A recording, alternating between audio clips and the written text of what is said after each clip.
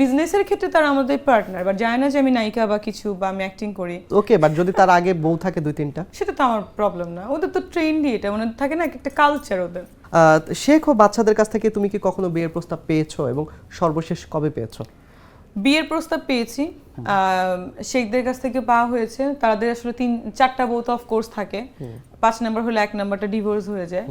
তো এরকম বলছে, মানে জাস্ট ইঙ্গিত দিল, মানে ওরকম না, হ্যাঁ পছন্দ, হ্যাঁ তুমি তো দেখতে কিছুটা অ্যারাবিয়ান লাগে, যদি ওই টাইপের ড্রেস পরে ঘুরবা। যেমন আমি ওখানে গেলে মাঝে মাঝে ওদের স্টাইলের, ওদের বিভিন্ন কালচারাল প্রোগ্রামে আমি কিন্তু ওই স্টাইলের ড্রেস পরে যাই।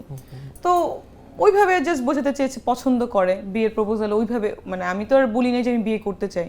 যখন এই নিউজটা ওনারা দেখলো, মানে আবার বলছে যে তুমি তো অনেক ফেমাস, ওরা তো জানতো না যে ওখানে তো অ্যাকচুয়ালি জানে না যে বিজনেসের ক্ষেত্রে তারা আমাদের পার্টনার, বাট জানে না যে আমি নায়িকা বা কিছু বা আমি অ্যাক্টিং করি।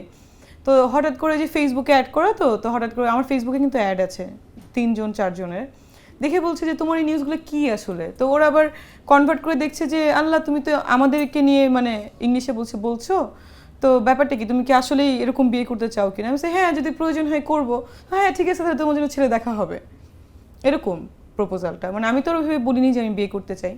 আর এখন দেখছি যে আমি দুবাই বলছি বলে দুবাই এখন আসলে পচে গেছে, দুবাই নিয়ে আর কথা বলবোই না। সবাই দেখি মিডিয়াতে খালি শেখ নিয়ে আছে। তুমি বলছিলে যে যদি টাকা পয়সা নিয়ে বিয়ে করি তাহলে অনেক বেশি কাবিননামা নেব, এরকম একটা শুরুতে বলছিলে। হ্যাঁ, শেখদের বিয়ে করি। তো শেখদের ওই যে তুমি এখন আবার বললে যে 3-4 জন বউ থাকে, তো কোন শেখের প্রথম, দ্বিতীয় বা তৃতীয় বউ হওয়ার ইচ্ছা তোমার আছে কিনা?